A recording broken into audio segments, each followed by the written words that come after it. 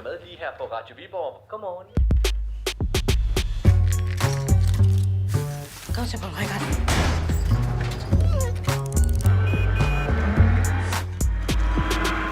Hej nabo. Jeg vil gerne købe noget. Jeg sælger ikke til børn. Kate.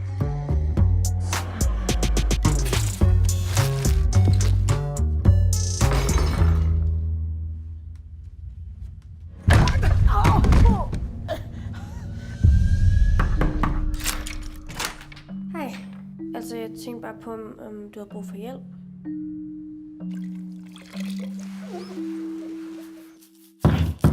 Jeg havde lidt uheld her i morges. Du kommer for sent. Hvad? Aldrig i mit liv har jeg oplevet, at nogen har formået at blive smidt ud af HF enkeltfag.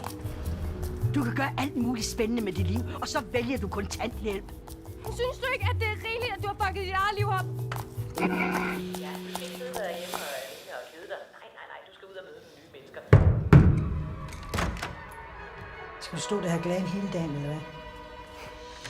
Gem et lille smil til det bliver komme. Hvad fanden foregår der? Nu er himlen klar. Hun slår sig, og så hun hører mig. Der kan hende til. God overraskelse. Du er Mælk her. Ja, det er ligesom ham på fodboldspilleren. gem et lille smil til det. Kate, man skulle noget gå fast. Lige nu er himlen klar. Verden er mere end Viborg. Lattergas. Så alle de unge, de tager det.